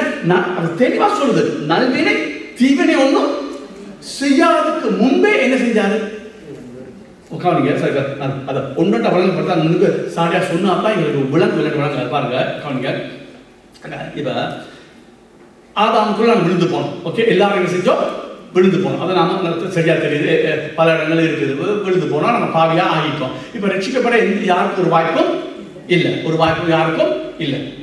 இப்ப எல்லாரும் நரகத்துக்கு போனாலும் தேவ நீதி உள்ளவரா, நீதி அற்றவரா, நீதி உள்ளவர். ஏன்னா நம்ம எல்லாரும் பாவியா இருக்கிறோமா, அதான் ஆதாமுக்குள் நம்ம எல்லாரும் பாவியா தான் இருக்கோம். நீ பாவம் செய்து இல்லையே, ஆதாமுக்குள் இருந்தா நீ யாரு, சரி. இப்ப ஆண்டவர் என்ன செய்யறாரு, தான் ஒரு சிலரை முன்குறிச்சு ரட்சிக்கிறாரு. மற்றவங்க முன்குறிக்கவில்லை, மற்றவங்க அநியாயம் செய்யல. அவனை நரகத்துக்கு போன அவர் தள்ளி விடல. அவன் தன்னை பாவத்துக்காக தான் எங்க போக போறான். அப்ப நடக்கவீங்க. இப்படி சொன்ன உடனே ஒரு கேள்வி வருது, அவர் அநீதி செய்யறாரு அல்லவா. அப்ப பவுல் சொல்றான், இல்ல பழைய ஏற்பாடு பார்த்தா அவர் யார் மேல் இரக்கமா இருக்க சித்தம் இருக்கிறார், அவர் மேல் இரக்கமா இருப்பார். யாரை கடினப்படுத்த சித்தமா இருக்கு, அவரை அந்த நடக்கவீங்க. அவர் கடினப்படுத்துற அந்த வார்த்தை நேரடியா அவர் கடினப்படுத்துறது அல்ல. இப்போதான் சொல்றேன், இப்ப 2 பேர் இருக்கு சரியா, பிள்ளையா வளையங்கள் கூட அது அப்புறம் அதை எடுத்து காட்டுறேன். இப்ப இப்படி எதிர ஒருத்தர் இருக்கா, நான் இருக்கிறேன். இப்ப என்னை அவர் கடினப்படுத்துறார், இவனுக்கு கிருபை கொடுக்கான அர்த்தம் என்னை அவர் வேணும்னு கடினப்படுத்த சொல்லல. இப்ப இவனுக்கு கிருபை கொடுக்கிறான்னு சொன்னால் இவன் ஒரு பாவம் செய்ய போறார். தேவன் தலையிட்டு அந்த பாவம் செய்யாதபடி என்ன செய்யறார், காத்துக்கொள்றார். எனக்கு அவர் தீங்கு செய்யல, அவர் என்ன செய்யல, என்னுடைய இஷ்டத்துக்கே என்ன செய்யறாரு, விடுறார். அதுதான் அவர் கடினப்படுத்துற அர்த்தம். அவர் தேவன் பாவம் செய்து தூங்குவாரா, இல்ல. அப்ப இந்த வசனம் கவனம். அதான் சொன்னேன், ஒரு வசனத்தை வச்சு நான் சொன்னேன் படிக்கூடாது. முழு பைபிளே தெரியுது, அவர் நீதி உள்ளவர், அவர் அன்புள்ளவர், அவர் கிருபை உள்ளவர் தாங்கள். ஆனால் இங்க என்ன நடக்குது, அவர் அநியாயம் செய்ய மாட்டாரு. அவர் என்ன செய்யறார்? இவனை ஒன்றுமே செய்யாம தொழாமட்டார். பாருங்க, நான் பாவியா இருக்கிறேன், இப்ப என்னை ஒன்றும் செய்யாம விட்டார், நான் பாவம் செய்வேனா நன்மை செய்வேனா? பாவம் தான் செய்வேன், ஏன்னா பாவியா இருக்கிறேன். இப்ப இவனும் அதே ஆள் தான், இவனும் அதே தான். இவனை கையை விட்டா இவனும் பாவம் செய்ய போறான். ஆனா தேவன் தொட்டு என்ன செய்யறார்? அந்த பாவம் செய்யாதபடி இவன் என்ன செய்யறார்? காத்து. அதைத்தான் கிருபைன்னு சொல்றோம். இங்க இது கடினப்படுத்தினா சொன்னா அவர் கடினப்படுத்தவில்லை. யாரு? பார்வோன தன்னுடைய இஷ்டத்துக்கு அவர் என்ன செஞ்சு விட்டுட்டாரு? விட்டுட்டாரு. ஏன்னு நமக்கு தெரியாது. ஏன் இவனுக்கு கிருபை கொடுத்தார்? ஏன் இவனுக்கு கிருபை கொடுக்கவில்லை? கிருபைன்னு சொன்னா நடக்கவீங்க. கிருபைன்னு சொன்னாலே அது இப்ப எல்லாருக்கும் நீதி செய்ய அது கிருபை இல்லை. எல்லாருக்கும் நீதி செய்து கிருபை அல்ல, அது கிருபை, அது நீதி. ஆனால் கிருபைன்னு சொன்னால் யாரும் ஒருவன் தகுதி இல்லை, அவன் டீமெரிட் சொல்லுவாங்க, டீமெரிட், அதாவது தகுதி இல்லை, தகுதிக்கு அது ஒன்றுக்கு உதவாதவனுக்கு தேவன் கிருபை கொடுக்கிறாரு. இவனுக்கு அவர் எந்த ஒரு அநீதியும் அவர் என்ன செய்யறதில்லை, செய்யறதில்லை. கிருபைக்கு இயற்கையாகவே யாராவது ஒருவருக்கு டீமெரிட்டா இருக்கிறவனுக்கு நாம அப்ப கிருபையை தேவன் யாருக்கு கொடுக்கலாம், கொடுக்காம அது அவருடைய பிரச்சனை. நீதிங்கிறது தேவன் எல்லாரும் செஞ்சு ஆகணும். அதுல ஒருவருக்கு நீதி செய்வேன், ஒருவர் நீதி செய்ய மாட்டேன்னு தேவன் செய்ய முடியாது, சொல்ல முடியாது. ஏன்னா நீதி உள்ள நியாயாதிபதி. அப்ப எல்லாருக்கும் நீதி கிடைக்குது. ஆனா ஒரு சில இடத்துல என்ன கிடைக்குது? கிருபை கிடைக்குது. அப்பா சொல்றா, பாப்பா அந்த அந்த அந்த 9வது அத்தியாயம் முழுவதுமா அவர் என்ன தரும் வலியுறுத்த வரான்னா, அதாவது தேவன் முன்குறித்தால் அவர் என்ன செய்யப்படுறது இல்லை, அவன் ரட்சிப்பு இழக்க மாட்டாங்க. ஏன்னா அவர் தான் அவர் முன்குறித்து அவர் நடத்தி கொண்டு வாராரு. ஆனால் முன்குறிக்காத ஜனங்களுக்கு அவர் கைவிட்டுறாரு. அவர் ஒன்றுமே செய்யாம விடுறாரு, அவங்க நரகத்துக்கு போறாங்க. அப்ப சொல்றாரு, தேவன் தான் இதை செய்யறபடியா, நல்வினை தீவினை ஒன்றும் அறியாததுக்கு முன்பே தேவன் முன்குறித்தபடினாலே அவர் முடிவு பரியந்தம் என்ன செய்வாரு, நடத்துவாரு. அப்ப இந்த யாருக்கு 8வது அதிகாரத்தில் இருக்க நிச்சயத்தை அங்க அப்ரூவ் பண்றாங்க. 8வது அதிகாரம் முழுவதும் சொல்றது ரட்சிப்பு நிச்சயம் இருக்குது. ஒருவனை தேவன் முன் அறிந்தால் அவர் முன் குறித்தால் அவர் அழைப்பார், அவர் அழைத்தார் என்ன செய்வார், அவர் நீதிமானாக்குவார். அவர் நீதிமானாக்குனா அவர் என்ன செய்வார், மகிமை படுத்துவார். அப்ப இதெல்லாம் யார்கிட்ட தங்கி இல்லை, அவர்கிட்ட தங்கி இல்லை. அதான் சொல்றது, நல்வினை தீவனை ஒன்றும் அறியாததுக்கு முன்பே தேவன் என்ன செஞ்சார், யாக்கோபை என்ன செஞ்சார், முன்குறித்தார். அப்ப தேவன் நல்வினை தீவனை ஒன்றும் அறியாத முன்பே முன்குறித்தால் அவர் கடைசி கூட ரட்சிப்பு நடத்த மாட்டாரா, நடத்துவார். ஆகவே சொல்றது முன்னுக்கு சொன்னது போல இஸ்ரவேல் எல்லாரும் இஸ்ரவேல் அல்ல, அந்த இஸ்ரவேலுக்குள்ள ஒரு மீதியான ஜனம் இருக்குது.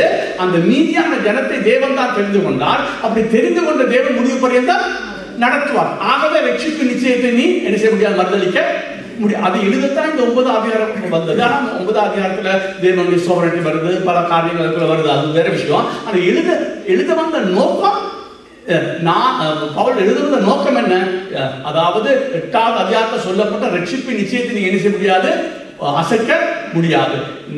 தேவவசனம் அவமா போயிட்டா போகல. ஏன்னு சொன்னால் இஸ்ரவேல் எல்லாரும் இஸ்ரவேல் அல்ல. யாரு இஸ்ரவேலர்?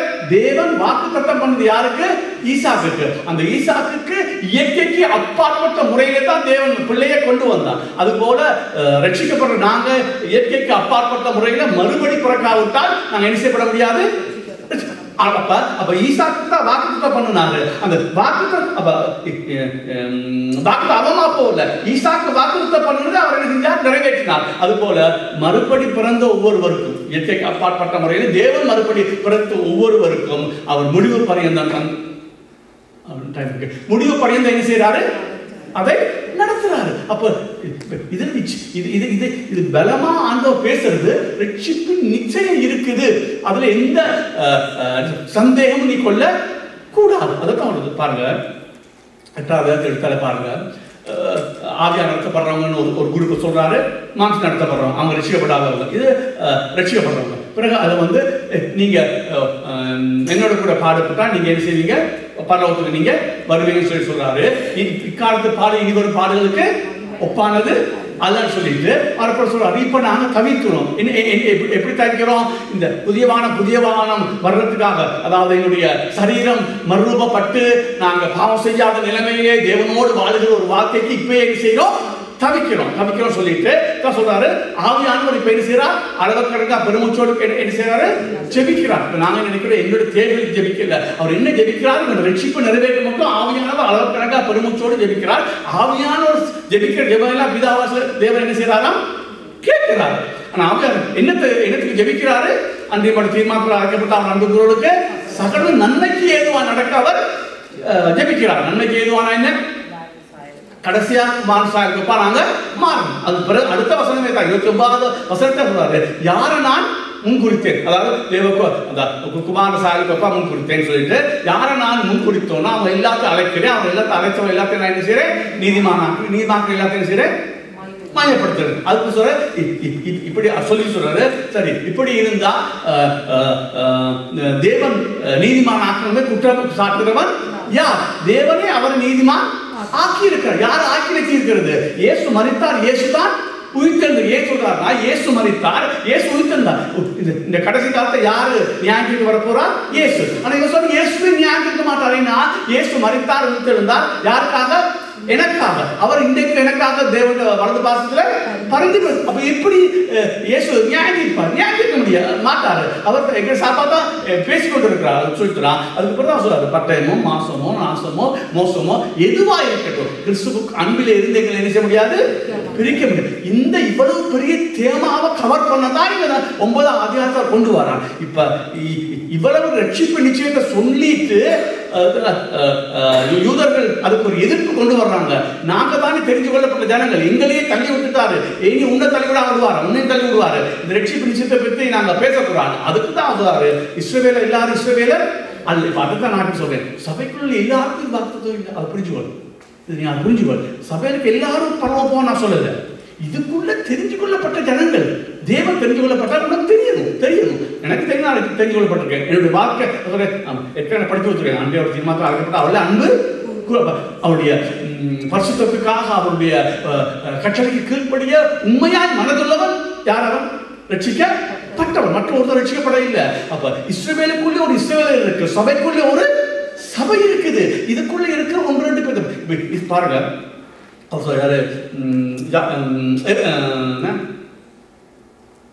எலியா சொல்றான், ஒருவரும் இல்லை, எல்லாமே கெட்டு போனா நான் தனியத்தான் இருக்கேன். இல்ல, முழங்கால் படிக்கிற 7,000 பேர் எனக்காக வைத்திருக்கிறேன். அதுபோல் ஒவ்வொரு சந்ததியிலும் ஒவ்வொரு சபைகளிலும் ஒரு குறிப்பிட்ட அந்த மீதியான சின்ன 12 சிறிய தீர்க்க சுத்தத்திலையும் மீதியான ஜனம் வரும்.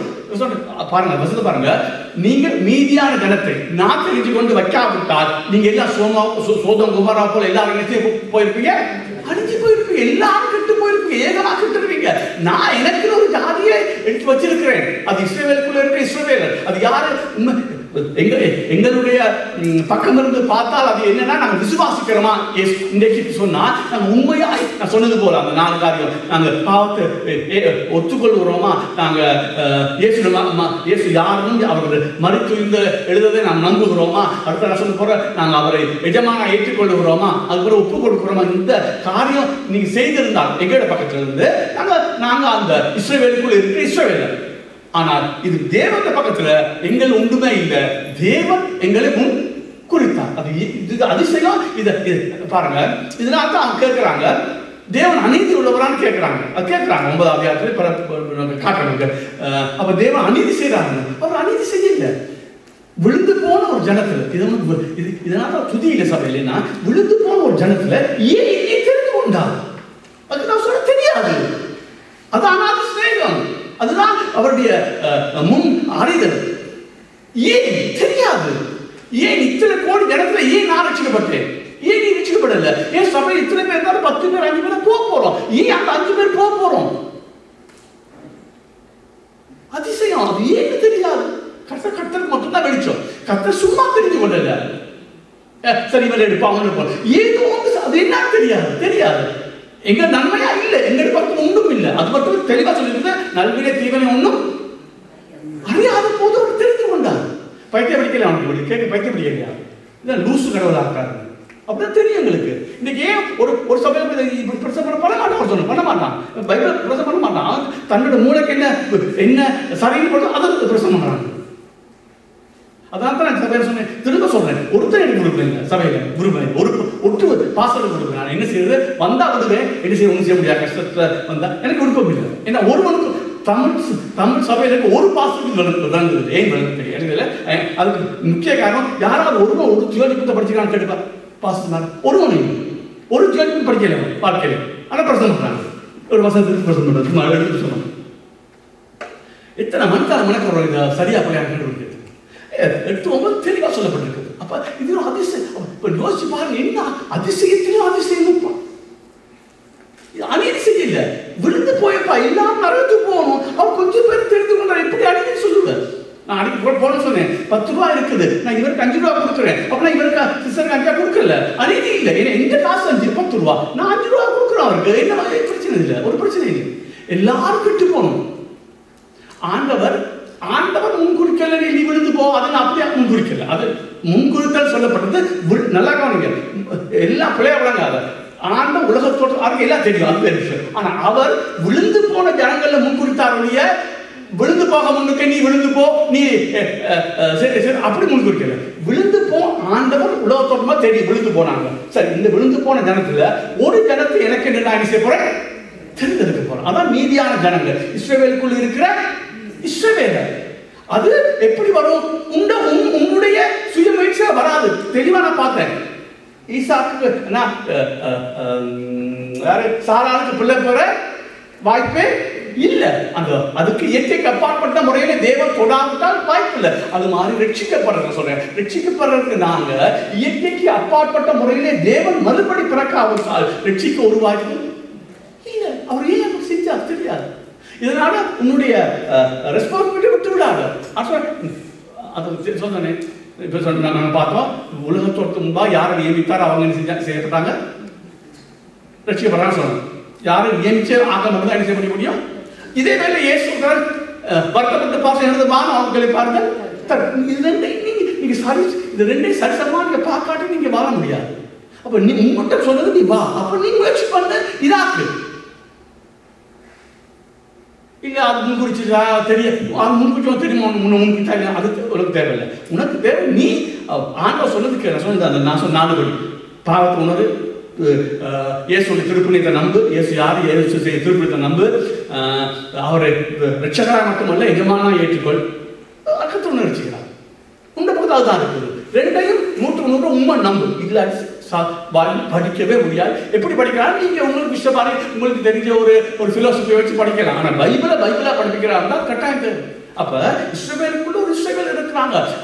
அந்த இஸ்ரவேலர் தாங்களா உருவாக்கப்பட்டதால தேவன் இயற்கைக்கு அப்பாற்பட்ட முறையிலே சாராளை தொட்டு ஒரு ஜாதியை உருவாக்குறாங்க. அது உருவாக்காட்டி இல்ல ஒருவரும் அந்த சந்ததியில வர முடியாது. ஆனா அந்த சந்ததியில வரணும்னு சொன்னால் என்ன செய்யணும்? நாங்கள் விசுவாசிக்கணும் எங்களை பக்கத்துல இருந்து. ஆனால் தேவனுடைய பக்கத்துல இருந்து ஒன்றும் இல்லை. நல்வினை தீவினை தெரிய முடியுது. ஒரு கொஞ்ச ஜனத்தை தேவன் தனக்கென்று தெரிந்து கொண்டார். உனக்கு இன்னைக்கு விளங்காது, உனக்கு விளங்காது, ஒன்றும் விளங்காது. இயேசு வரும்போது விளங்குங்க, இயேசு வரும்போது விளங்குங்க. இன்றைக்கு நம்ம நான் என்ன செய்ய சொல்றேன், ஏன் இந்த அளவு நம்ம ஆராதிக்க முடியாத காரணம் இதுதான். நாம உலக நன்மைக்கு மட்டும் தான் ஆராதிக்கணும், அதுவும் ஆராதிக்கணும் இல்லைன்னு சொல்லல. தேவன் யார் என்பதுக்கு ஆராதிக்கணும். அது எல்லாத்தையும் விட உலகத்தோடு ஏன் எங்க முன் கொடுத்தார்? இந்த இஸ்ரவேலுக்குள்ள ஒரு இஸ்ரவேலர். அது எப்படி நான் அந்த இஸ்ரவேலுக்குள்ள ஒரு இஸ்ரவேலா வந்தேன்? அது இந்த மீதியான ஜனத்துக்குள்ள நான் எப்படி வந்துட்டேன்? மீதியான ஜனங்களுக்கு நீங்க பார்க்கும்போது அது பாருங்க, 2-3 வசனம் பார்த்து மீதியான ஜனங்கள் அவங்க நன்மையை பாருங்க. மீதியான ஜனங்களோட நன்மையை பாருங்க. எடுங்க மீகாபுரத்தில் எடுங்க அது 7-8 வாசிக்க. மீதியான ஜனங்களோட அவங்க நன்மையை பாருங்க. சுதந்திரத்தில் மீதியானவர்களுடைய அக்கிரமத்தை பொறுத்து மீறுதலை மன்னிக்கிற தேவரீருக்கு ஒப்பான தேவன் யார்? அவர் கிருபை செய்ய விரும்புகிறபடியால் அவர் என்றைக்கும் கோபம் வையார். யார் மேல? அந்த மீதியான மேல. அவர் அந்த மீதியானோட பாவத்தை அவர் என்ன செய்யறாரு? மன்னிக்கிறார். சரி வாசிங்க. அவர் திரும்ப நம்மேல் இறங்குவார். நம்முடைய அக்கிரமங்களை அடக்கி நம்முடைய பாவங்களை எல்லாம் சமுத்திரத்தின் ஆழங்களில் போட்டு விடுவார். சரி ஆமோஸ் 9 வாசிங்க. மீதியான ஜனங்களுடைய நன்மையை பாருங்க.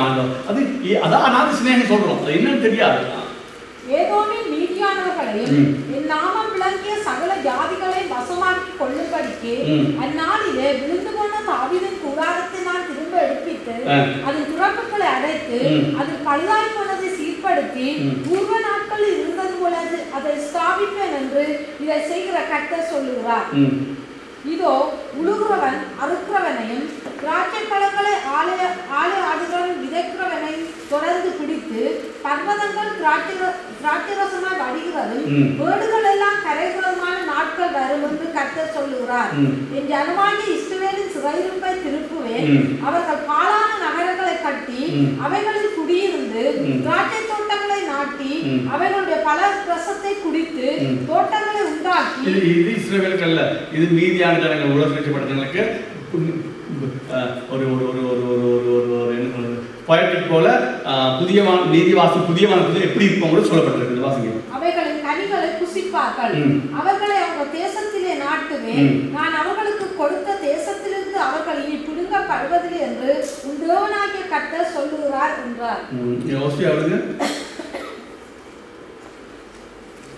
14 வந்து 9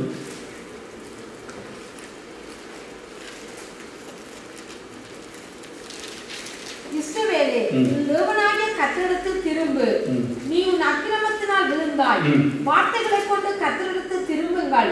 அவரை நோக்கி தேவனின் எல்லா அக்கிரமத்தை நீக்கி எங்களை தயவாய் அங்கீகரித்தரலும். அப்பொழுது நாங்கள் எங்கள் உதடுகளின் காளைகளை செலுத்துவோம். அசீரியா எங்களை ரட்சிப்பதில்லை. நாங்கள் குதிரைகளின் மேல் ஏற மாட்டோம். எங்கள் கைகளின் கிரியை பார்த்து நீங்கள் எங்கள் தேவர்கள் என்று இனி சொல்ல மாட்டோம். திக்கெட்டவன் உங்களது இரக்கம் பெறுகிறான் என்று சொல்லுங்கள். நான் அவர்கள் சீர்கேட்டை குணமாக்குவேன். அவர்களை மனப்பூர்வமாய் சிநேகித்தேன். என் கோபம் அவர்களை விட்டு நீங்கிற்று. நான் இஸ்ரவேலுக்கு பனியை போல் இருப்பேன். அவன் நீதி புஷ்பத்தை போல் மலருவான். இஸ்ரவேல் சொல்லி நல்லா கவனிக்க. பழைய புதிய ஏற்பாடுல வரும்போது இந்த எல்லாத்தையும் எப்படி மாற்றணும்னு சொன்னால் ஆவிக்குரிய இஸ்ரவேல் ஆபிரகாமை யார் விசுவாசிக்கிறாங்க. அதாவது ஆபிரகாம் மூலம் ஆபிரகாம் போல தேவன் யார் விசுவாசிக்கிறாங்க எல்லாரும் யார் தான் இப்ப இஸ்ரவேல். ஓகே. லீபனோனை போல் வேரூன்றி நிற்பான். அவன் கிளைகள் ஓங்கி படரும். அவன் அலங்காரம் ஒலிவ மரத்துடைய அலங்காரத்தை போலவும் அவனுடைய வாசனை லீபனோனுடைய வாசனையை போலவும் இருக்கும். அவன் நிழலில் குடியிருக்கிறவர்கள் திரும்புவார்கள். தானிய விளைச்சலை போல செழித்து திராட்சை செடிகளை போல படருவார்கள். அவன் வாசனை லீபனோனுடைய திராட்சை ரசத்தின் வாசனையை போல் இருக்கும். இனி எனக்கும் விக்கிரங்களுக்கும் என்ன என்று எப்ரோன் சொல்லுவான். நான் அவனுக்கு செவி கொடுத்து அவன் மேல் நோக்கமாய் இருந்தேன். நான் பச்சையான தேவதார் விருட்சம் போலிருக்கிறேன். என்னாலே உன் கனி உண்டாயிற்று என்று எப்ராயிம் சொல்லுவான். இவைகளை உணரத்தக்க ஞானம் உள்ளவன் யார்? இவைகளை கிரகிக்கத்தக்க புத்தி உள்ளவன் யார்? கர்த்தருடைய வழிகள் செம்மையானவைகள். நீதிமான்கள் அவைகளில் நடப்பார்கள். பாதகர்கள் என்றால் அவைகளில் இடறி விழுவார்கள். சங்கீதமா ஒரு பயட்டிக் மாதிரி அவரு நீதி வாசம் பண்ணுகிற புதிய பூமியில நாங்கள் இருக்கிறத கொஞ்சம் சொல்லி இருக்குது. பிறகு புதிய பாட்டு வரும்போது தெளிவாய் சொல்லப்பட்டிருக்கிறது. இங்க ஒரு ஒரு என்ன சொல்றது ஒரு கவிதை மாதிரி சொல்லப்பட்டிருக்கிறது. ஓகே, நம்ம இப்போ நல்லா கவனிக்க சொல்றேன். அதாவது ரட்சிப்பு நிச்சயத்தை நாம் அசைக்க முடியாது. இஸ்ரவேல் எல்லாரும் இஸ்ரவேலர்கள் அல்ல. வாக்குத்தம் பண்ணப்பட்டது ஒரு குறிப்பிட்ட ஜனத்துக்கு தான் தேவன் வாக்குத்தம் பண்ணாங்க. இஸ்ரவேலுக்குள்ளே ஒரு இஸ்ரவேலர் இருக்கிறாங்க. சபைக்குள்ளே ஒரு சபை இருக்குது. கொஞ்சம் ஜனம் தான் மீதி. திரும்ப நான் சொல்றேன். இயேசுநாதா தெளிவாக சொன்னாரு, இடுக்கமான வாசலையா பிரயாசப்பட கொஞ்சம் பேர் தான் போவாங்கன்னு. ஆகவே அந்த அந்த அந்த ஜனங்கள் அந்த மீதி நாம அந்த மீதியான ஜனங்களுக்குள் இருக்கிறோமா? நான் இப்ப சொல்ல வர்றது ரட்சிக்கப்பட்ட நான் என்ன செய்தால் ரட்சிப்பை இழக்கிறது. இது நான் நிச்சயமா இந்த வேதங்களை வாசிச்சனால எனக்கு அது நிச்சயம் இருக்குது. நான் ரட்சிப்பை விட்டு விலகிறது. ஏன்னா தேவ நீதிமான் ஆக்கினவங்க குற்றப்போ சாட்டுகிறவன் யார்? அவரே எங்களை நீதிமான் ஆக்கினார். யார் ஆக்கினை தீர்க்க போறார்? உண்மையான ஆக்கினை தீர்க்க போறாங்க இயேசு தான். அவரை நியாயம் அவரே தீர்க்க மாட்டார். அவர் தான் எங்களுக்கு மறிச்சா, அவர் தான் எங்களுக்கு உயிர்த்தெழுது, அவர் தான் எங்களுக்கு அவர் பரிந்து பேசிக் கொண்டிருக்கிறார். அப்ப இவரை குறித்து நம்ம என்ன சொல்லுவோம்? ஆச்சரியம் தான். ஒன்றும் சொல்ல தெரியாது. வைக்க வேண்டாம். முன்குறிக்கப்பட்ட ஜனங்கள் ரட்சிப்பை இழக்கிறது இல்லை. அந்த நிச்சயம் இருக்கிறவன் சொல்றேன். முன்குறிக்கப்பட்ட ஜனங்கள் ரட்சிப்பு நிச்சயம் இல்லாவிட்டாலும் பரலோகம் போவாங்க. அதுல ரட்சிப்பு நிச்சயம் இருக்கிறவன் நல்ல பலமா இருப்பான். எதா இருந்தாலும் எனக்கு நன்மைக்கு தேவன் நடத்துகிறார். அவன் எந்த பக்கத்து சீரா இருப்போ, எந்த பிரச்சனை வருது, எந்த கஷ்டம் வருது, எந்த வேதனை வருது, இதெல்லாம் நன்மைக்கு ஏதோ தான் தேவன் நடத்துகிறார். ஏன்னா தேவன் இவ்வளவு பிரச்சனை கொண்டு வரது காரணம் தேவகுமார் சாயப்பா மாற்றத்தானே. இந்த ஒரு தைரியத்தோடு இருப்பான். எந்த நேரமும் தைரியம் இருக்குன்னு சொல்ல வரல, ஆனா இருப்பான். அப்ப நீங்க ரட்சிக்கப்பட்டிருந்தோம், ரட்சிப்பு நிச்சயம் இல்லைன்னு சொன்னா சொல்றான், நான் ரட்சிப்பு அடைஞ்சிருவோம், நான் நாளைக்கு என்னை ரட்சிப்பு அப்படி நாம யோசிச்சே பரிசுத்தத்தை குறித்து கவலையே படுறதே விட மாட்டோம். ஏன்னா இந்த கவலையே பெரிய கவலையா போயிடும். அவர் ரட்சிப்பு நிச்சயம் நமக்கு மிக மிக அவசியம். அப்ப யூதருடைய குற்றச்சாட்டு பிள்ளை. யூதர் என்ன சொல்றாங்க, எங்களுக்கு வாக்குத்தத்தம் பண்ணுறது இன்னைக்கு பார்த்தா ரட்சிப்புல புரட்சி தான் கூட. யூதர்கள் சரியான குறைஞ்சி போனாங்க. ஆகவே வாக்குத்தத்தம் உண்மையானது அல்ல. நான் சொல்லி இல்லை, தேவனுடைய வாக்குத்தத்தம் தேவனுடைய வசனம் அவமா போக இல்லை. ஏன்னா வாக்குத்தத்தம் பண்ணின ஒரு குரூப் இருக்குது, அது இருக்குது. அந்த இஸ்ரவேலுக்குள்ள ஒரு இஸ்ரவேலர் இருக்கிறாங்க. ஆனா அந்த இஸ்ரவேலர்கள் அவங்களுடைய சுயபலத்தினால் ரட்சிக்கப்படவில்லை. தேவன் அவர்களை முன்குறித்தார். வாக்குத்தத்தம் பண்ணினார் ஈசாக்கு. அது மாத்திரமல்ல, நல்வினை தீவனை ஒன்றும் இல்லாத முன்பே முன்குறித்தார். ஆகவே தேவன் நல்வினை தீவனை செய்ய முன்பே முன்குறித்திருந்தால் அவர் ரட்சிப்பை இழக்க போறது இல்லை. ஏன்னா நான் நல்வினை செஞ்சு தீவினை செய்து என்னையை பார்த்து தேவன் ரட்சித்திருந்தா, இப்ப நான் தீவினை செஞ்சேன் நல்வினை செஞ்சேன் இவன் ரட்சிப்பட்டு வளர்த்தலாம். ஆனா தேவன் நாங்க நன்மை செய்ய முதலே, யாக்கோபு ஏசார் நன்மை செய்ய முதலே, தீமை செய்யோ நன்மையோ எதுவும் ரெண்டு செய்யப்பட முதலே யாக்கோப முன்குறித்தார், ஏசாவை கைவிட்டார். அர்த்தம் என்னன்னா, ஏசாவுக்கு தீங்கு செய்யவில்லை, அவர் யாக்கோப் மேல ஒரு அன்பு வைத்தார். ஏசாவோட அதாவது யாக்கோபை கைவிட்டார் சொல்ல கூட, யாக்கோபு பாவத்துல ஏசா பாவத்துல விழுந்து போகத்தான் போறான். ஆனா யாக்கோபு தேவன் தன்னுடைய கிருபையினாலே தொட்டு அவனை ரட்சிப்பு நடத்தினார். அது போல எங்கள் ஒருவர் விழுந்து போன மணிக்குலத்தை ஆண்டவர் பார்க்கிறார். அதில் ஒரு சிலரை தனக்கென்று தெரிந்து கொண்டார், மற்றவன் தெரிந்து கொள்ளவில்லை. அவன் புற அநீதி செய்யவில்லை, ஆனால் அவன் நரகத்துக்கு போக போறான். நான் சொல்றது போக போறேன். ஆனா அந்த நான் சொல்ல வர்றது அந்த நான் சொல்றது போறது யாரும் தடுக்க முடியாதுன்னா அது தேவன் முன்குறித்து. உணர்வு சொன்னா நான் ரொம்ப எட்டி திருப்பி வந்தார். அவர் எங்களை முன் அறிந்தார், முன் குறித்தார், அழைத்தார், நீதிமானாக்கினார், மகிமை படுத்தி இருக்கிறார். அவர் தான் செய்கிறார். இங்க என் பக்கத்துல ஒன்றும் இல்லை. என்ன சொல்றது, ரெஸ்பான்சிபிலிட்டி இருக்குது. ஆனா இது எல்லாவற்றையும் நடப்பிக்கிறவர் யாரு? தேவன். இதான் நாம ரட்சிப்பு கர்த்தருடைய. ஒரு சொட்டு கூட தசம் சைபர் சைபர் சைபர் சைபர் சைபர் ஒற்று வீதம் கூட நம்ம பக்கத்துல இல்ல. ஆனா ரெஸ்பான்சிபிலிட்டி இருக்குது, அது இல்லைன்னு சொல்லல. ஆனால் ரட்சிப்பு தேவன் நியமித்த ஜனங்கள் ரட்சிப்பை விட்டு என்ன செய்யறது இல்லை, விலகிறதே இல்லை. அவர் யார் மேல இறக்கமுள்ளவா இருக்கோ அவர் இருக்கிற, யார் மேல் கடின சுத்தமா இருக்கா அவரை கடினப்படுத்துகிறார். அப்ப ஒண்ணு குற்றப்படுத்துறாங்க யாருன்னா சொல்றாங்க. அப்ப அவர் கேட்கிறாரு, நான் ஒரு குயவன் களிமண்ணை பார்த்து அப்படி கரைக்க முடியுமா? முடியாது. நீ விழுந்து போன ஒரு களிமண் மாதிரி விழுந்து போன ஜனங்கள் உங்களுக்குள்ளே நான் 1-2 பேர்த்த தெரிந்து கொண்டேன். இப்ப நான் உங்களுக்கு சொல்றேன்னா, நீ மிக முக்கியமா நீ தெரிந்து கொண்ட ஜனமா இருக்கிறாய். அதுதான் முக்கியம். இதுல நீ தெரிந்து கொண்ட உனக்கு அந்த பரிபூர்ண நிச்சயம் இருக்குதா? நீ பாவம் செய்யலாம், விழலாம், எழுப்பலாம், ஆனா நீ ரட்சிக்கப்பட்டு இருக்கிறேன்னு அந்த நம்பிக்கை உனக்குள்ள இருக்குதா? அதுதான் முக்கியம். ரட்சிப்பு நிச்சயம் இருக்குதா? அதுதான் முக்கியம். அந்த ரட்சிப்பு நிச்சயம் இல்லைன்னா ஒன்றுமே இல்லை. இந்த உலகத்துல ரட்சிப்பு மிகப்பெருது, அதுக்கு அடுத்ததான் மிகப்பெருது ரட்சிப்பு நிச்சயம். இந்த உலகத்தில் இருக்கும் போதே நான் தவறு செய்யலாம், விழலாம், எழுப்பலாம் இருக்கும். ஆனா எனக்கு ஒரு நிச்சயம் இருக்கணும். நான் ரட்சிக்கப்பட்ட ஒரு குரூப், அந்த மீதியான ஜனத்துக்குள்ளே நானும் இருக்கு. நான் எனக்கு அநேகமான சொன்னேன், சபனத்தில் விருப்பு இருக்குது, விருப்பம் எனக்கு சில வேலை இப்போ என்ன நார்மல் இப்போ இப்படி படிக்கிறது பேஸு என்ன பொறாம, சரி பொறாமத்து ஒரு சப்ஜெக்ட், எரிச்சு அதை பற்றி ஒரு சப்ஜெக்ட், மன்னிப்பு அதை பற்றி இது படிக்கிறது யாருக்கும் முடியாது. முஸ்லீம் ஆக்கிட்ட போயெல்லாம் அவன் படிப்பான். இந்த இந்த சத்தியத்தை படிப்பிக்கிறதா ரொம்ப கஷ்டம். அதை மக்கள் ஏற்றுக்கொள்றது ரொம்ப கடினமாக இருக்கும். அப்போ அதில் படிப்பிக்கும் போது எனக்கு ஒரு விரக்தி வரும். அது மட்டுமல்ல, பாவத்தின் நிமித்தம் இப்படி வரும். ஆனால் இது எல்லாம் வந்தாலும் நான் ரட்சிக்கப்பட்டிருக்கிற அந்த மீதியான ஜனத்தில் நான் இருக்கிறேங்கிறது அந்த ஒரே ஒரு சந்தோஷம் தான் என்னை இவ்வளோ தாங்க. இல்லைன்னா எப்பயோ போயிருப்பேன். இந்த ஒரே ஒரு காரணம், நான் அந்த மீதியான ஜனத்துல தேவ உலக தோற்றத்துக்கு முன்பா என்னை முன்குறிச்சிருக்கேன். என் வார்த்தை தெரியுது, விழுறே எழும்புற, ஆனாலும் எனக்கு தெரியும் நான் முன்குறிக்கப்பட்டிருக்கிறேன். ஆகவே இல்லைன்னா நான் தொடர்ந்து போராட மாட்டேன். இப்படி பாவத்துக்குரிய ஒரு விருப்பெடுக்கல வராது. எப்ப தேவன் என்னை முன்குறித்திருக்கிறார். ஆகவே புதிய நாடுகள் சொல்ற புதியமான புதிய பூமியில நிச்சயமா நாங்கள் சந்தோஷமா வாழ போறோம், சமாதானமா வாழ போறோம், தேவைகள் சந்தித்து வாழ போறோம். தேவன் நம்மோடு இருக்க போறாரு. இக்காலத்து பாடு இனிவரும் மகிமைக்கு ஒப்பானது அல்ல. அதனால தான் உங்களுக்கு பலமா இருக்கக்கூடிய இருக்குது. நீங்க இதை சரியாய் புரிந்து கொள்ளாவிட்டால் சில வேலை நீங்க ரட்சிக்கப்பட்டதா பரலோகம் போகலாம், ரட்சிக்கப்பட்டதா எல்லா பரலோகம் போகலாம். ஆனா இந்த உலகத்திலே பிரச்சனைகள், கஷ்டங்கள், வேதனை வரத்தான் போகுது. அப்பொழுது நம்ம என்ன செய்வோம்? ரட்சிப்பு நிச்சயத்தை இழந்து நாம் ரட்சிக்கப்படாத ஜனங்களோ நாம் பரலோகம் போக மாட்டோமோ, அந்த ஒரு பெரிய ஒரு மன அழுத்தமே எங்களுக்கு மிகப்பெரிய ஒரு வேதனையை கொண்டு வரும். அந்த ரட்சிப்பு நிச்சயத்திலிருந்து நாங்கள் விலகாதபடி தேவன் காத்துக்கொள்வாராக. தகப்பனே உம்மை துதிக்கிறோம். இது கடினமான உபதேசங்களாக இருந்தாலும் தொடர்ந்து ஒரு காலம் கேட்டிருக்கிறாங்க. இந்த ஒரு புத்தகத்தை எடுத்து வாசிக்க, ஆண்டவரே மீண்டும் மீண்டும் இந்த சத்தியங்களை கேட்க, ஆண்டவரே இந்த ரட்சிப்பின் நிச்சயத்திலே அசைக்காதபடி யார் என்ன சொன்னாலும் நான் மீதியான ஜனத்திலே ஒருவன். என்னை தேவன் உலகத்தோற்கு முன்பாய் முன்குறித்திருக்கிறார். என்னை அவர் முன்னறிந்திருக்கிறார். அவர் என்னை அழைத்திருக்கிறார். அவர் என்னை நீதிமான் ஆக்கி இருக்கிறார். அவர் என்னை மையப்படுத்தி இருக்கிறார். அந்த ஒரு உணர்வோடு கூட இந்த பூமியிலே நாங்கள் வாழ, ஆண்டவரே இன்றைக்கு பார்த்தது போல ஆண்டவரே தேவ வசனம் அவமாய் போகவில்லை. என்னென்றால் இஸ்ரவேலுக்குள்ளே ஒரு இஸ்ரவேலர் இருக்குது, அது சபைக்குள்ளே ஒரு சபை இருக்கிறது. அது ஆனால் இயற்கைக்கு அப்பாற்பட்ட முறையிலே தேவன் தான் அந்த ஜனங்களை ஏற்படுத்தினார். அதிலே நானும் ஒருவனாய் இருக்கிறேன். எப்படி சாரால் பிள்ளை பெற முடியாமல் இயற்கைக்கு அப்பாற்பட்ட பிள்ளையை பெற்று எடுத்தாரோ, அதே போல நானும் ஆண்டவரை நான் மறுபடி பறக்க முடியாது.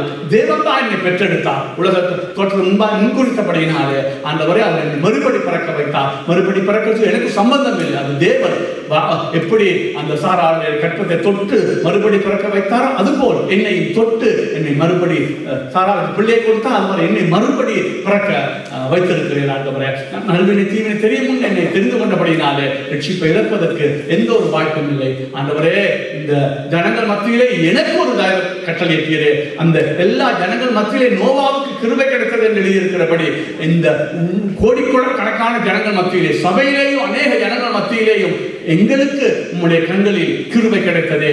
அந்த மீதியான ஜனத்துக்குள்ள எங்களை கொண்டு வந்தீரே. அந்த நீதி வாசம் வந்துள்ள புதிய வானம் புதிய பூமியிலே நித்தமும் வாழ எங்களை ஆண்டவரே நீர் அழைத்தீரே. உங்களுக்கு கோடி கோடி ஸ்தோத்திரங்களை நாங்கள் செலுத்துகிறோம். தேவரீர் இங்கே இருக்கிற ஒவ்வொரு ஜனமும் அந்த ரட்சிப்பை உறுதிப்படுத்திக் கொள்ள, அதை நிச்சயித்துக் கொள்ள ஆண்டவர் நீர் கிருபை செய்ய வேண்டுமாய் செபிக்கிறோம். இயேசு கிறிஸ்துவின் ஈடேற்ற நாமத்திலே செபிக்கிறோம். சொல்லுவேன், ஆத்துமாவே கர்த்தரையே ஸ்தோத்தரி, என் முழு உள்ளமே அவருடைய பரிசுத்த நாமத்தை ஸ்தோத்தரி. என் ஆத்துமாவே கர்த்தரையே ஸ்தோத்தரி, அவர் செய்த சகல உபகாரங்களையும் நீ ஒரு போதும் மறவாது. ராட்சமும் வல்லமையும் மகிமையும் என்றென்றைக்கும் உம்முடையவர்களே.